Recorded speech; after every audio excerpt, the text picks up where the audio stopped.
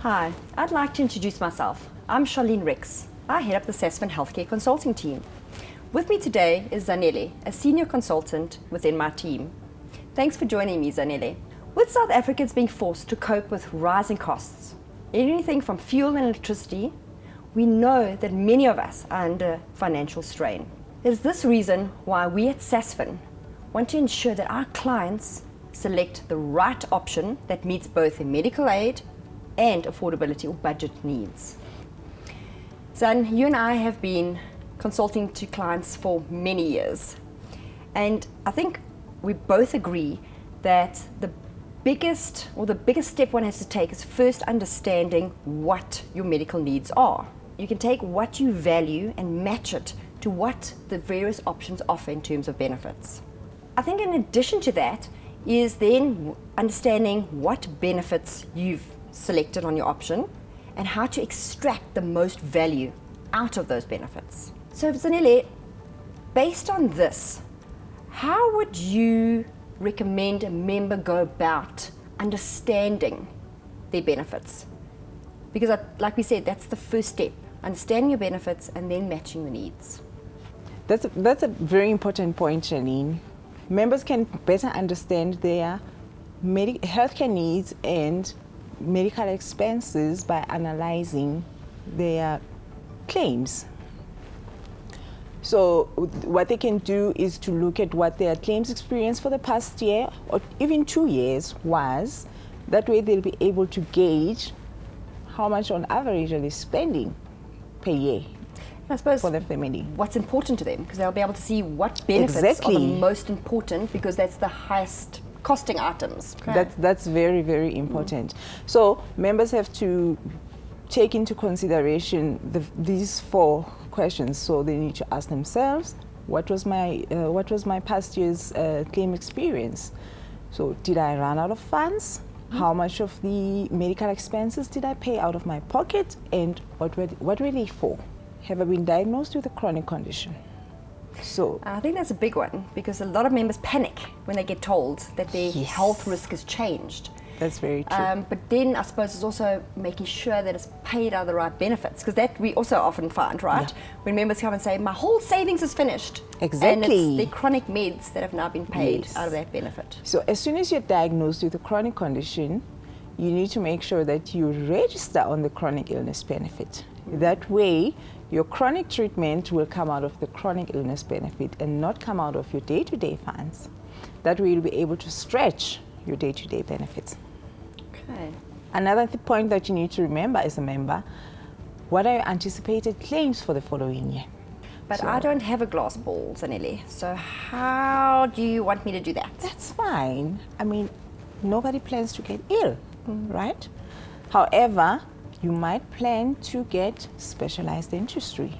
Oh, okay, so more like planned. You know you're going to have that. Okay, that makes sense. That's very important. So you need to, that way you'll be able to gauge what are anticipated claims for next year. Should I upgrade my plan or should I stay where I am? How would I untap some of the benefits from my current plan? All these points that we've just discussed are very important. However, in certain circumstances, it's very important for members to upgrade their options. So, Charlene, when would you recommend to a member that it would be valuable for them to upgrade their option? Okay, I think that's a really important point, because a lot of members just think upgrade means more costs, because they just look at the contributions that they're paying that month, right? So they were paying 100 or 1,000 Rand, and now they have to pay 2,000 Rand. But what members forget to do is to say, well, by upgrading, how much more benefits am I going to unlock, and how much of that day-to-day out-of-pocket expenses that I have been covering on my own will now be covered.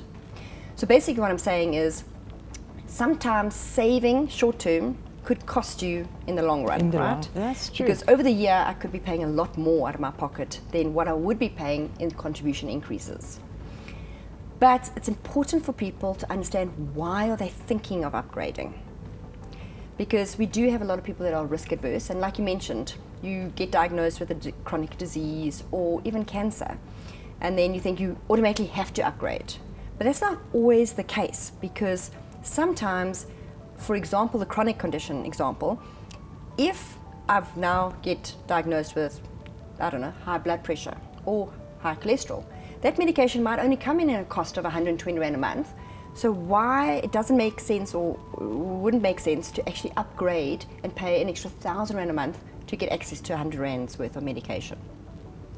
So again, members need to balance what do they need and what are they paying for that to make sure that they're actually getting value. Because as we both know, being on the most expensive option doesn't always mean the most valuable or best option for you. But I do think, and we're getting more and more people coming to us to say, I wasn't aware that my medical aid didn't cover the full costs when I'm in hospital. For example, your specialists or anaesthetist costs, or I've now been diagnosed with an oncology benefit or oncology claim or disease. Now, there's a gap that I'm now responsible for, and I should have upgraded. But in a lot of the cases, you could maybe look at a gap. So what can you tell me about gap and the importance of that as an option instead of upgrading? That's very important, Charlene.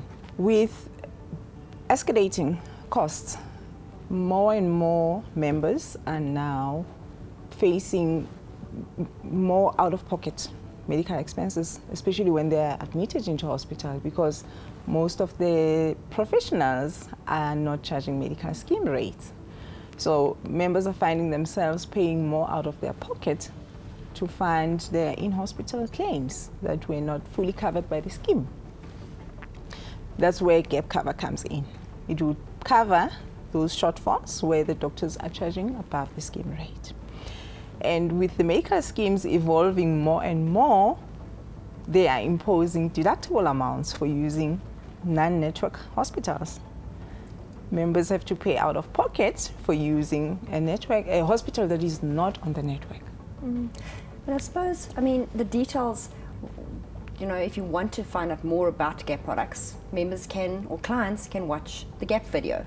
Because I do agree, I mean, to have a medical aid now without a GAP product, there is a huge hole in your solution in terms of exposure to, or financial exposure to costs. So yeah, completely agree with that. We really do hope that this video has given you at least a bit of a guide on what members and clients should be thinking about in terms of choosing the best option that meets their needs and budget for the following year. I think you would also agree that the healthcare industry is a complex one. And for that reason, we do recommend that you consult with a SASFIN consultant to help you through this journey and ensure that you select the right option and you understand the benefits of that option, but sometimes more importantly, what those benefits or what benefits are not covered by your option that you select. Thanks very much for joining us.